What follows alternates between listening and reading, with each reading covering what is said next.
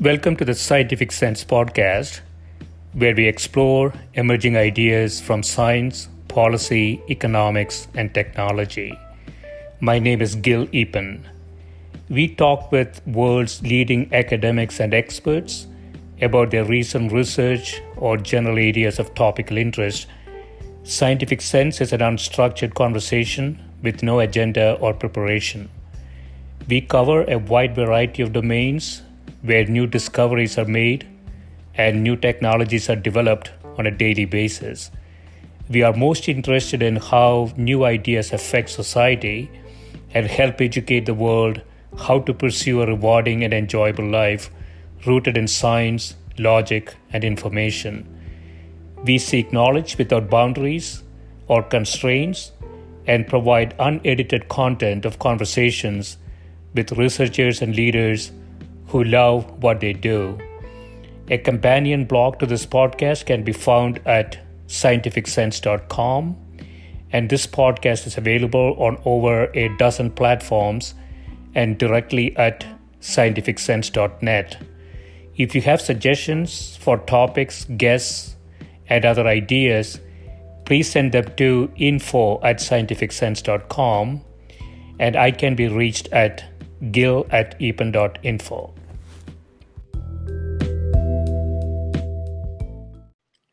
My guest today is Professor Frank Wolak, who is Professor of Commodity Price Studies in the Economics Department, Director of the Program on Energy and Sustainable Development, and Co-Director of the Natural Gas Initiative at Stanford University.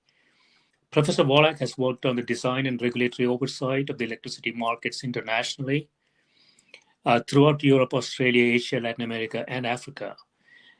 He was also a member of the Emissions Market Advisory Committee, EMAC, that advised the California Air Resources Board on the design and monitoring of the state's cap and trade market for greenhouse gas emissions. Welcome, Frank. Well, thank you. I want to start with one of your recent papers, an experimental comparison of carbon pricing under uncertainty in electricity markets, in which you say we report on an economic experiment that compares outcomes in electricity markets subject to carbon tax and cap and trade policies. Under conditions of uncertainty, price-based and quantity-based policy instruments cannot be fully equivalent. So we compared three matched carbon tax, cap and trade pairs with equivalent emissions targets, mean emissions, and mean carbon prices, respectively. I had done some work in this area, Frank, long time ago, but I have forgotten most of it. So cap and trade is a mechanism that electricity producers can get capped how much carbon they can release, and if they release more than that, they have to essentially take that and trade with somebody who's more efficient, or maybe using different technologies, right? Yeah. I mean, I guess I would say the big issue is how you set the price of carbon. Under a carbon tax, you're effectively setting the price. Under a cap and trade mechanism, you're setting the quantity and you're letting the price essentially be the level that clears the market for allowances that equal the emissions that equal the amount of allowances that you have. And in a world of perfect certainty, those two outcomes should be the same, meaning you set the price and you will get a certain quantity of emissions. And if you set that quantity of emissions in equilibrium, you will get that same price. But once you allow for the fact that there's uncertainty or imperfect information, those two outcomes can differ.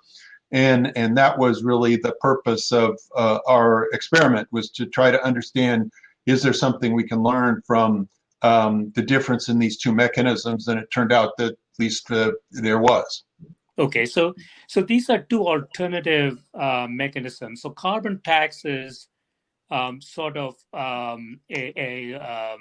overall tax being imposed on carbon, whereas cap and trade is a bit like a market mechanism for trading carbon, right? Right. So, but of course, subject to an overall cap on aggregate emissions. That's Yeah. the big thing. Subject to an overall cap on the aggregate emissions. So how does it work? Do we have cap and trade implemented in the U.S. anywhere? Yeah, that California has a cap and trade market on greenhouse gas emissions. That was what the emissions market assessment committee that I served on, we assisted in the design of that market. There is an overall cap on carbon emissions from electricity, transportation, industrial processes, and natural gas consumption in California, and you can trade these carbon allowances across these covered sectors, and to subject to, of course, the overall cap on emissions.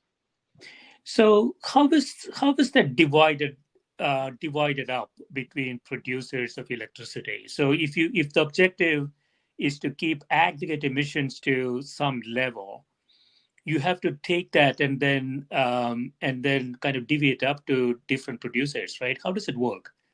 Well, there's a variety of ways you can do it. One of the ways is you can do what's called allocate the allowances initially. That is effectively the same thing as giving all of the market participants free money, if you like, because you're giving them something that will turn out to be extremely valuable, which is an allowance. The other way it works, and certainly the way that most economists would argue, is that you would do what's called an auction. And you would simply auction off the allowances, and the entities that bid the highest and win the allowances. And then that revenues associated with the sale of those allowances goes to the government to presumably reduce other sources of taxation or other kinds of things. But those are the two sort of approaches, and there are a number of hybrids in between where some allowances are allocated, other allowances are auctioned. Typically, the ones that are allocated are, at least in California, they're allocated to sectors of the California economy that are thought to face very vigorous import competition. Sectors that don't face a lot of import competition, say such as electricity, they're expected to purchase the allowances through auction. Okay, so one would imagine the auction process is more efficient than having some sort of ad hoc allocation. Yeah, but the important thing to remember is that's just the initial auction, and then if you like, that's the cap part where we allocate all the allowances out to the cap, up to the cap level. And then the trade is when people trade these allowances among themselves in an attempt to realize value. So, for example, it'd be very easy for someone to buy a lot of allowances at auction with no intention of actually using those allowances for compliance, but they buy them at auction simply because they get what they believe to be a very attractive price, meaning a very low price, a price that they can then, it's going to be less than what they can subsequently sell those allowances for. And so how would you treat the, kind of the green power producers like solar or wind in this context? They don't have to buy allowances because they don't produce greenhouse gas emissions. That's the whole idea behind carbon pricing, is that you're making electricity from a brown source, brown being fossil fuel or something that produces greenhouse gases. You're making it more expensive, which is making, therefore, the relative attractiveness of the green source greater. Okay, so the goal here is to make it more expensive for let's call it dirty producers, and that would bring the overall production to a more optimum level. Is there any attempt to give a higher advantage in any way for the green producers? Like, I don't know, a sort of a negative price or something like that, but they're just left alone in the system. Well, in a cap and trade program, no, but many countries and many jurisdictions have what are called renewable portfolio standards. So California has a renewable portfolio standard which mandates that a certain fraction of the electricity that consumers, that retailers give to their, or sell to their final consumers must come from what are called qualified renewable resources. And so that would be a way to provide support, because in this case, we create another product which is called a renewable energy certificate. And this renewable energy certificate is produced jointly with the electricity that you produce from a renewable resource. So for example, if I produce 1 megawatt hour from a qualified renewable facility, a facility that the regulator designates as qualified to sell a REC, then I essentially, through that action, I produce 1 REC, and that renewable energy certificate can then be used by a retailer for compliance with the RPS. So for example, if the renewable portfolio standard is 30% and my demand is 10, that means that I have to have 3 RECs to surrender because of the fact that that's 30% of my energy that I supply to my consumers. I need to have sufficient renewable energy certificates, and that's what's going to then provide the economic signal for more renewable energy to be produced. Okay, so so every producer then have to keep some sort of a ratio between non-renewables and renewables? No. It's typically done. Most of the places, it's typically done to the retailer. So the retailer must have a certain fraction of the energy they supply to their customers coming from these qualified renewable facilities. Yeah. That's the way that it typically works, although there are a few jurisdictions that do impose it on the producers, but for the most part it is on retailers, in the sense that they need to purchase a certain fraction from these resources. Okay. And so going back to the paper, so what did you find when you looked at carbon tax as a policy and cap and trade as another possible policy? What did you find between the two? Well, what we found is that if you like, the downstream disruption, meaning in the electricity supply industry, and the impact on outcomes in the electricity supply industry were far more adversely impacted by the presence of the cap and trade mechanism versus the carbon tax mechanism. And that's largely because under a carbon tax, you could think of it as that the price of carbon is nothing different from the price of natural gas or the price of any other input that the generator is having to purchase in order to produce its output. So if I'm a generator and I produce 1 ton of carbon per megawatt hour, that just says I need to buy or pay the price of 1 ton of carbon to the government for each megawatt hour of electricity I produce. So it very much gets treated just like an input to production with a known publicly observable price. Whereas with the cap and trade market, what the big issue becomes under uncertainty is, what is the right price of carbon to clear the market for the finite amount of allowances that exists? And when you have uncertainty, and in our experiment, the uncertainty was the fact that demand for electricity could be different, as well as the fact that the output of the renewable resources was uncertain, so that the amount of electricity that needed to be supplied from the generators that produce carbon was also uncertain. So what you had was, all of the players attempting to sort of figure out, well, what is the right price of carbon?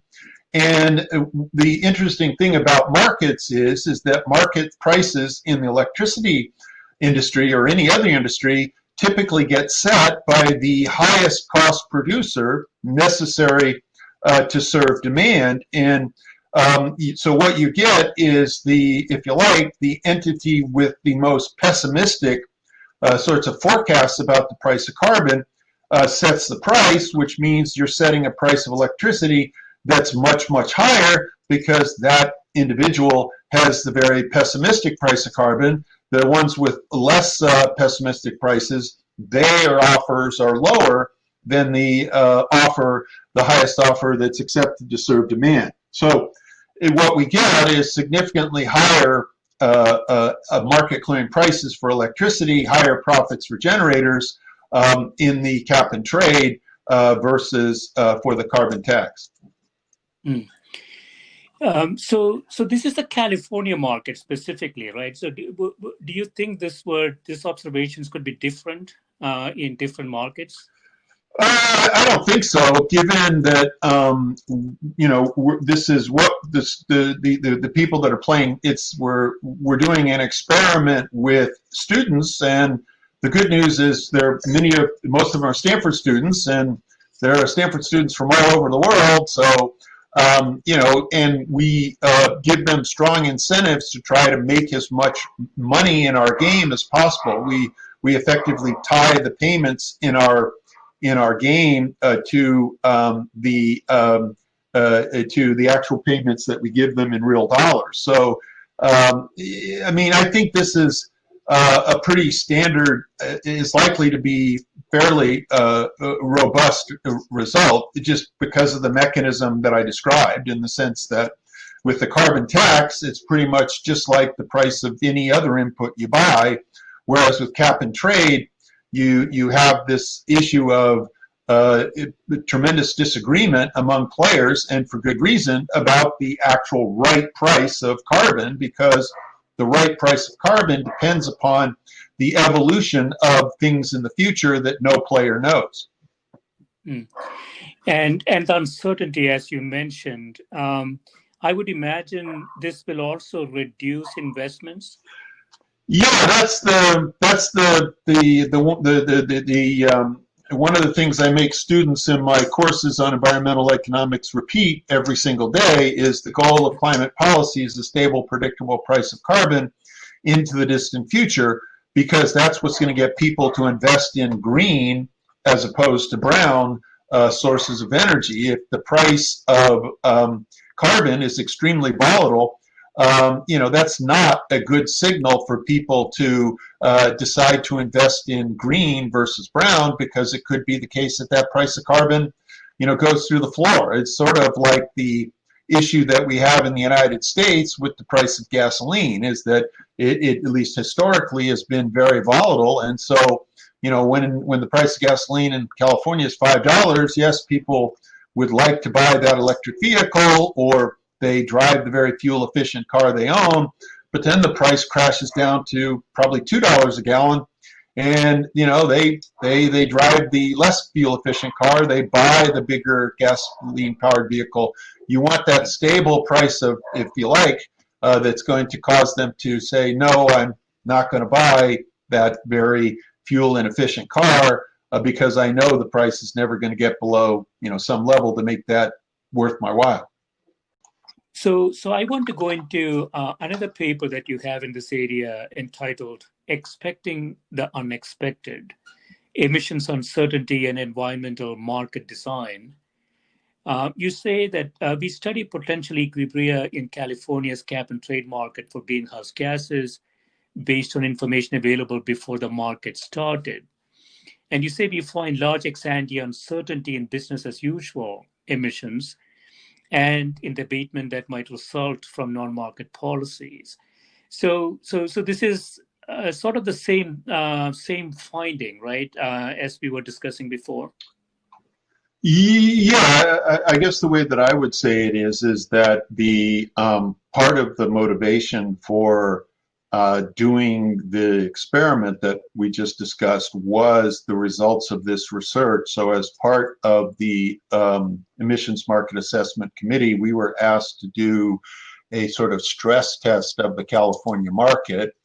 And the paper that you just described was the result. And the basic idea that we wanted to explore in that paper was, what would be, the likely, the distribute, if you like, the distribution of prices we might likely see in the California market. And one of the big things that we wanted to emphasize to the California Air Resources Board was the necessity for a price floor and a price ceiling. And so a big motivation for us in that work was to try to explore what would happen in a world that you did not have a price floor and a price ceiling, and hence with the tremendous amount of uncertainty in what we call business as usual emissions. Easy way to think of business as usual emissions is you have a cap and trade program that's going to last for, in the case of California, from 2013 to 2020. The economy could boom, the economy could have a recession. The one thing we know is that emissions are very highly correlated with the level of economic activity, as well as, say, price of gasoline, price of electricity, other kinds of things like that. And so what we looked at was to say, okay, looking at the possible distribution of business as usual emissions over that time period, what would that imply about the distribution of prices? And what we found was that for the most part, there were that most of the, if you like, probability mass, meaning most likely prices would be extremely low prices at or below the price floor, and maybe in a potentially small probability of prices above the price ceiling, but very little probability that prices would be in that intermediate range between the price floor and price ceiling. So that with the argument being is that this is, this is why California, as we said, needs a, price floor, because it's very likely to end up at the price floor. And as a consequence of this research, we sort of said, well, gee, this looks like a general feature of virtually all cap and trade markets. And sure enough, if you look at the European Union emissions trading system, if you look at the RGGI, Regional Greenhouse Gas Initiative on the Eastern United States, in all these cases, the prices are very volatile and typically end up at the floor. In the case of Europe, they're extremely low because there isn't any price floor in Europe except for obviously zero.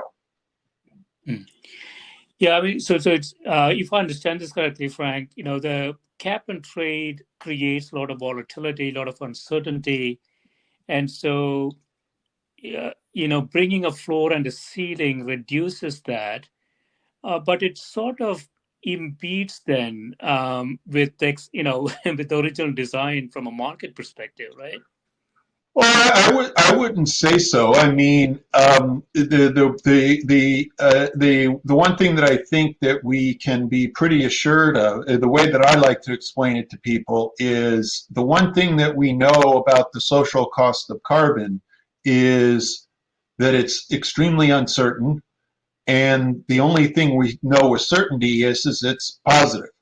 And so the basic point is, what we're trying to do is as much as possible reduce emissions. And you could argue that if what you're doing with a price floor is you're basically saying that, look, and the way that you would implement a price floor in a cap and trade mechanism, and the way it is done in California, is you just don't issue, you only sell allowances at or above the floor price. So you're taking advantage of the fact that you did a little bit better than you thought you would in terms of emissions reductions, and so you don't need to issue as much allowances. And then at the top end, if you mess up and it turns out that you actually have a lot of emissions, more than you thought, then what you would do to enforce the price ceiling is you would issue additional allowances to essentially make sure the price can't go above that level.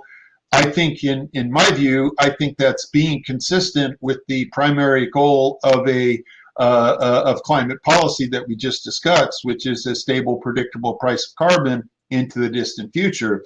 You're basically telling everyone, here is where the price of carbon is going to be in the future. And to the extent you can make that range smaller, so much the better. But hopefully you're getting the sorts of investments that you'd like to see.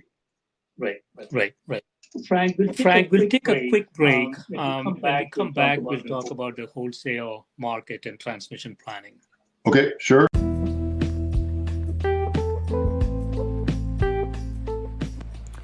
This is a Scientific Sense podcast providing unscripted conversations with leading academics and researchers on a variety of topics. If you'd like to sponsor this podcast, please reach out to info@scientificsense.com. We were talking about the different ways to limit carbon in the electricity production process, carbon tax, cap and trade. Cap and trade could have other features in that policy as well. You have also done a lot of work in sort of the market design of electricity production, transmission, and consumption. Before we get into the papers, Frank, if you could, sort of explain, at least in the U.S., how the market works. So there is an electricity producer, there is an electricity consumer. In between those two, there are at least two intermediation, right? One is called wholesale market, and the other is called the retail market. And one problem with electricity, I guess, is that it's not a storable commodity. So that creates a set of problems with that market. So at least in the US, how is this market set up today? Yeah, so it's probably useful to talk a little about history. So historically, the electricity supply industry around the world was what was called a vertically integrated monopoly. And what this meant was that you had a single firm, the monopoly, providing the four phases of electricity production, which would be generation, transmission at high voltage, distribution at lower voltage. So think of like the interstate highway system is transmission, the local roads in the city is the distribution grid, and then the final segment is retailing. So one entity was responsible for all that. And right around in the late 1990s, as probably most notably starting in the United Kingdom, but also in Latin America, got out a little bit earlier on some of this in Chile. The idea was to say, well, gee, we think that segments of this industry can actually be opened up to competition. And the way that we can do that is by operating the transmission and distribution grid as open access facilities, meaning that any individual that would like can access these facilities to essentially deliver electricity to the grid, and any individual entity that would like can withdraw that electricity from the grid and sell to final consumers as retailers. So the idea was grid itself is owned by the government? No, the grid can still be owned by at least in the United States, the grids are still owned by privately owned profit maximizing firms, but they are subject to regulation. So the price of that you pay to access and use the grid is set by the regulator, but the price that you effectively pay to a generator to inject electricity into the grid, that is determined through essentially a competitive process, a auction mechanism, a very complex auction mechanism. And then the prices that you pay for retail electricity in regions with retail competition is determined again by competitive competition between retailers to purchase the electricity from the grid and sell it to you, and in the process paying to use the distribution network to do it, but paying that regulated price. And so that's the structure is transitioned to. Early on, an early adopter of this model in the United States was California, but also soon to follow was what the region called PJM, which is Pennsylvania, New Jersey, and Maryland in the eastern United States. And this sort of formal wholesale market mechanism has spread almost throughout the country. There's one in the state of New York, in the New England states, in Texas, the Midwest. There's just a few parts of the United States where the vertically integrated monopolies still exist. And the important thing about this wholesale market mechanism is that electricity, if as an economist, if you thought about all of the product characteristics that would make having a competitive market difficult, you would go, okay, what I want is I want a product that's not storable. I want a product that is whose production is subject to capacity constraints, meaning that you can't produce more than a certain amount of this product in any time interval. I want delivery through some specialized network so that someone else can't compete with me. I want a face of demand that's very inelastic. I mean, all of the characteristics that make competition very difficult to have, they come up in electricity because all those features that I just described characterize electricity. So the challenge of setting up a competitive market is been quite extreme, but it is an opportunity to use both the tools of economics as well as power systems engineer. You're sort of marrying those two things, and so in working in this area, you need to be have an understanding of both. And if you don't, you will design a market that is not going to work very well. Yeah. So from a societal perspective, you have sort of two objectives, right? One is to tactically, you want demand to be satisfied by supply, but strategically, you want capacity increasing with an expected growth in demand. So how do you accomplish these objectives given some of the problems that you mentioned? Yeah, I mean, a big issue with electricity markets is the fact of what I think you're referring to is what we call an electricity, long-term resource adequacy, in the sense that how do we ensure that there will be sufficient capacity to meet demand in the future in all possible future demand levels. And under the old vertically integrated monopoly, you would just say to the monopoly, please make sure to keep the lights on all the time, and I will pay you a certain amount of money that's set by the regulator per kilowatt hour that I consume, and you will, as a monopoly, ensure that happens. With a market for electricity, we're in pretty good shape in terms of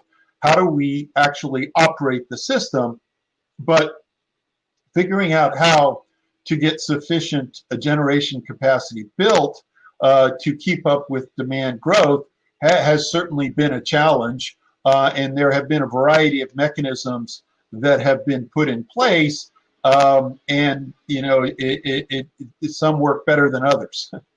Yeah. So there is a capacity question, and increasingly there is a sort of a portfolio optimization question, right? You want renewables, and you want, like we discussed before, the aggregate carbon to be set to some limit, and all these generation capacities have different characteristics. Some of them are not really predictable, and so So in a market mechanism, how do we accomplish all of this today? So you said the grid is privately owned, the distribution system is privately owned. There are wholesalers of electricity, or retailers of electricity, and they can essentially plug and play into the transmission grid and the distribution grid. That would be a very sort of simplified way of thinking about it. I mean, the big issue is that, to site and bring online even, a power plant is going to take you at least from, the conception to actual construction, probably 2 years. I mean, you have to do what's called a generation interconnection agreement. You then have to, then you get the site, then you actually build your power plant. So this is not a market that can move very fast given the magnitude of the facilities that you're building. But that is the idea. The idea is that you can locate your generation unit where you want to, subject to the availability of transmission, and then you're free to compete in this market with other suppliers to sell your power on the wholesale market. Similarly, for electricity retailers, you can enter and essentially compete with other retailers to sell retail electricity to final consumers, by purchasing the electricity from the wholesale market, but also entering into hedging arrangements with generators or other entities to get the best possible price you can for the electricity that you're actually going to deliver to your customer. So, I mean, what it does is this setting up this market. The way I like to describe it is market mechanisms are like fire, in the sense that, properly managed, they can, heat your home and, give you light to read by, but improperly managed, they can burn your house down. And it's the same thing with market mechanisms in that, this is a very complex process, and the world is littered with examples and continues to be littered with examples of jurisdictions that ignore the lessons from other jurisdictions, or just the lessons from economic research and power systems engineering research, and create markets that can cause significant costs and harm to their populations. Yeah. I don't know where the technology is, Frank, but clearly we haven't gotten room temperature superconductivity. Transmission losses, if I remember correctly, was about 30%. And so central generation and transmission is not necessarily a very efficient way of doing it. It is. I mean, you're talking about both technical and non-technical losses. I mean, in the United States, just to give you a contrast, at most we're losing probably in the transmission network, less than 5%, and then in the distribution grid, again, probably less than 5% of the electricity. So. It is an extremely efficient way, and then the economies to scale associated with grid scale facilities are significant, and even more so for renewables. So, for example, solar panels on my roof are probably producing electricity at what's called a levelized cost of about 12 cents a kilowatt hour. Whereas the solar facility in the middle of the desert in Southern California is producing electricity using solar panels again at roughly half that amount, say 6 cents per kilowatt hour. So there are significant economies to scale associated with grid scale generation resources, particularly for renewables, as well as obviously for conventional thermal resources as well. So but the big problem is just for transmission is building transmission. That is very challenging in the United States to do that for environmental reasons. It's not necessarily for cost reasons. No one wants to see transmission lines across their properties anymore. Right, right. Yeah, what I was thinking though, Frank, I want to get your perspective on this. So, if I am a big consumer of electricity, I have, big, excuse me, data servers that I'm maintaining. At some point, I could decide to have a generation capability. Maybe it's concentrating solar or something along those lines, and take me off the grid. Me meaning this large company that is a big consumer of electricity. And if that is possible, then we will have a little bit of a fracture in the market, right? Are you anticipating things like that to happen? Um, that is very unlikely, at least in the U.S. Now, in places like developing countries, India would be a good example. That happens primarily because of the lack of reliability of the bulk grid. But in the United States, and Europe and the like, the grid is extremely reliable in the sense that there is very rare that there are transmission level outages, and so nobody, even though I might have on-site generation, for the most part, I'm only using that as a backup in extreme conditions, and no one, for the most part, ever disconnects from the grid simply because it's far more expensive than what you can get from the grid. And then the other is that if you do have a very cheap resource that you have, there may be times when you don't consume at all, and you would like the option to be able to sell your excess power back to the grid. And if you disconnected from the grid, you would be unable to do that. And similarly, if it turns out that grid supplied electricity is cheaper than the electricity you can produce yourself, you would probably prefer to do that rather than to consume from your own resource. So for the most part in the United States, yes, there are companies that do have what are typically often referred to as on-site generation, or cogeneration, but they typically are connected and they are participants in the wholesale market for the reasons that I just described. Yeah, yeah. So, so given the competitive landscape in the U.S., are we in a good position in terms of investments into transmission and generation? Are we getting sort of optimum investments in those areas? That's an extremely difficult question.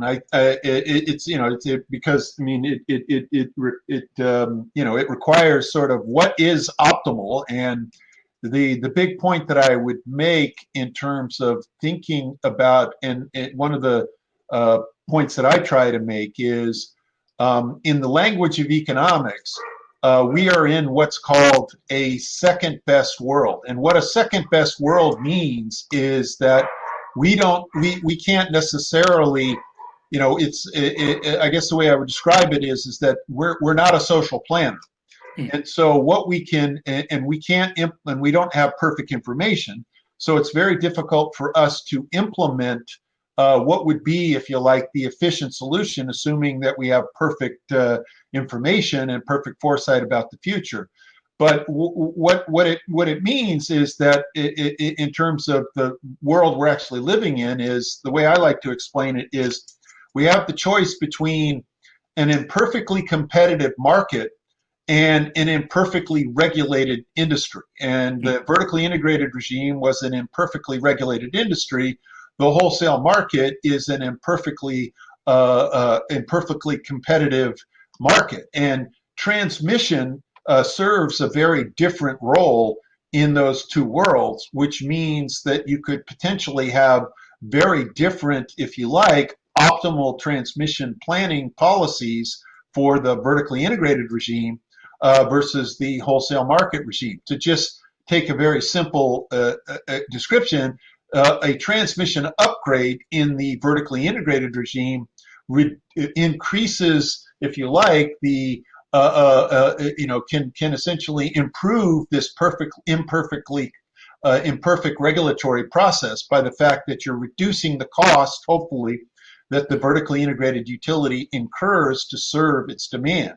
Whereas in the wholesale market regime, the transmission expansion has a very different impact in the sense that what transmission does is it increases the number of firms that can compete against me to supply electricity. So take the extreme example of if the transmission network was the sort of virtual copper plate, meaning that wherever I connected my generation unit, all the power that I wanted could flow out of it to final demand. That's not possible, obviously, but by upgrading the transmission network, you're increasing the likelihood that that model is true and therefore facing entities with greater competition. So if we introduce, Frank, sort of central storage mechanisms, let's say pumped storage or perhaps some new technology in batteries or whatever, if possible, will that substantially change the way that the markets work today? No, there are already storage resources in a number of the markets around the world. So, for example, Australia has a number of pump storage units in the Snowy Mountain area. Has large batteries in South Australia. The Tesla battery that is there. California has large pump storage facilities up in northern part of the state. And these entities participate in the wholesale market. And then we also have a significant number of batteries in capacity in California. And their game is buy power cheap and fill the dam or fill the battery, and then withdraw the power when the price of power is expensive. Or another thing that they do is they'll sell what's called operating reserves, which they're doing things like maintaining the frequency in the grid at the appropriate 60 cycles or 50 cycles, depending on the country. And that's the sort of thing that they do. So they currently participate in the markets around the world. Wouldn't there be sort of a cat and mouse game between the generator and the storage company? Put it this way, it can, once you install storage, how storage participates to make the most money is a far from non-trivial problem. In the game that we described earlier, we actually have introduced storage units into the game for the players in the game, and what we found is the students, when they play it is very challenging, because you always have to think of, well, is this the right time for me to fill my resource? Is this the right time to discharge my resource? And you are right that to the extent that you get it wrong, that can have effects on the generation resources that are in the system and reduce the price that they receive or increase the price they receive. But either way, certainly make it more challenging for them to participate. Yeah. And of course, in markets like this, you can introduce financial instruments like forwards and futures to make it more efficient. You have a case study here from Singapore. What is different in the system in Singapore? The system in Singapore, at least currently, is not much different from what exists in the United States. It's just that this project was part of a project I did for the regulator in Singapore, the Energy Market Authority. And the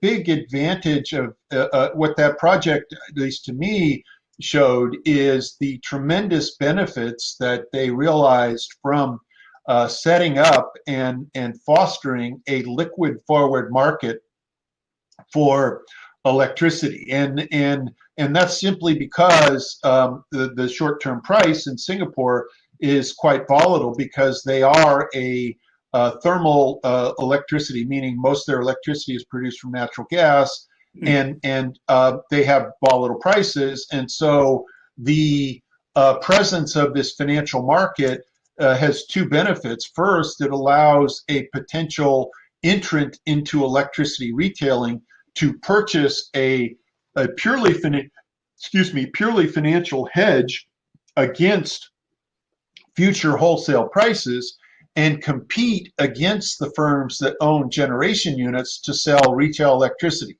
And so therefore we get a benefit on the retail side.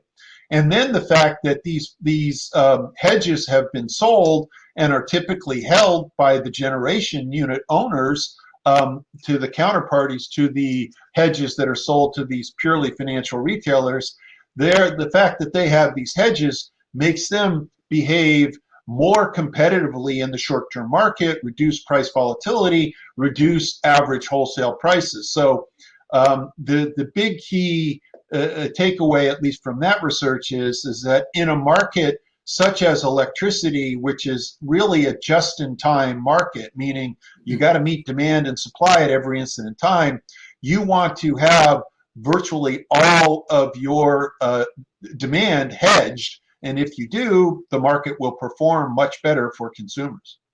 Right. Yeah, so it sounds to me, Frank, that our system is pretty good, set up pretty well. What would you do? Where can we improve? Where do you think the risks are, and where the possibilities for improvements are in the whole system? Well, I mean, to me, the big area that's most interesting to me is the idea that what we talked about earlier, as we scale up the amount of renewables, we have a number of features that are going to make these markets. I mean, I guess the way that I'd say it would be is in a world in which we have thermal resources, the set of feasible designs that are going to work okay is much, much greater than it is when what we have is a bunch of intermittent wind, solar resources on the system. And what we're trying to do is keep the lights on 24/7 in a world in which solar can disappear at a moment's notice, wind can disappear at a moment's notice, batteries can essentially run out of juice. So many more operating constraints and challenges. And so the set of markets that are going to feasibly go badly wrong goes way up, and the set that can work pretty well becomes much smaller. And making sure that your market is headed in the direction of the markets that can actually work with a large share of renewables is what all the regions, California, I know Singapore is interested in transitioning to a much more renewable heavy market in most of the markets around the world. So that's the big, to me, challenge, and where a lot of my recent research is in terms of what needs to be done to adapt to that. Yeah, so how will that look like in the future, Frank, from your perspective? So suppose, the pressure to go to renewables is continuous, and we have to ultimately take out all fossil fuel generated power production out. That leaves some nuclear base loads, and then wind and solar and storage. If that were the case, how will it look like in the future?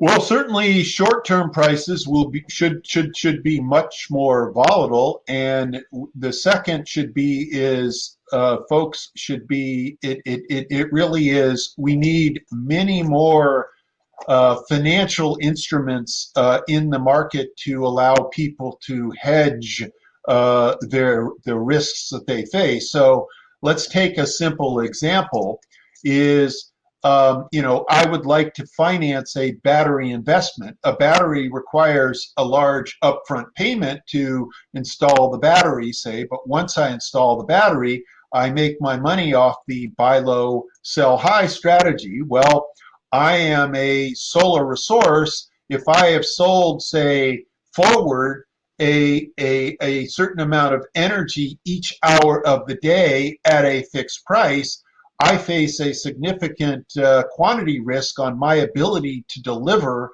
that amount of energy in that hour from my own resource. So what I might do is approach, say, a battery supplier and say, I would like insurance against price spikes during certain hours of the day. I will pay you, battery owner, a large upfront payment to provide me with insurance against prices in the short-term market during certain hours of the day going above a certain level.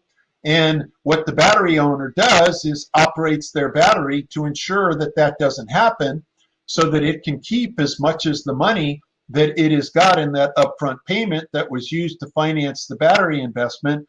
And so that's just one example of this sort of cross-hedging that needs to take place between resources because of the uncertainty that all of them face. Whereas in the former regime, with a dispatchable, natural gas-fired generation unit or coal-fired generation unit, you didn't really have to worry about the fact that these units could disappear without notice. For the most part, that happened with forced outages, but it wasn't with the frequency or the duration that you see with wind and solar. Is there any country, Frank, in EU or Scandinavia or anywhere that is closer to all renewable, including nuclear? Nuclear is not really renewable, but at least it's not fossil. Well, the two places that have quite a bit are, Australia has a large share of distributed renewables, so they're sort of doing it at the distribution level with rooftop solar. California is very big, so California is currently above 33% renewables. Texas is at a comparable level in terms of at least the amount of renewables production, and most of that's coming from wind. Smaller countries that are doing quite a bit would be Denmark and Norway. Norway is virtually all hydro. Denmark is very large wind, but those are both fairly small countries located within a larger grid that has a lot of fossil fuel generation. Like for example, next to Denmark is Germany. Germany has quite a bit of coal still left in its system, but a lot of places are scaling up pretty quickly the amount of renewables. California, I think, is certainly very ambitious in its goals, and it has a goal of at least 50% by 2030. So stand by. And the solar photovoltaic production is still driven by subsidies, right? We are nowhere close to making it stand on its own. It's getting. The big issue is if you look at it on what's called a levelized cost basis, you can make. There's the solar without subsidies versus, say, a natural gas-fired generation unit without subsidies. It's a pretty close. But the important difference is that, remember, the solar facility provides you energy when the sun feels like it, whereas the natural gas unit provides you with generation when you want it. And so, comparing those two average or levelized costs is not exactly a fair comparison, because one is energy when you want it and the other is energy when it feels like it. And you probably want energy when you want it. And so, how much more that differential is to account for that. If, for example, if you put in solar with batteries to make the system more reliable, then yes, solar with batteries cannot compete with a dispatchable natural gas fired generation at current battery prices. But the things are getting cheaper. Yeah. Excellent, Frank. Thanks so much for spending time with me. Sure. Good luck with this research. Well, thank you. Enjoyed it. Thank you. All right. Bye. Bye-bye.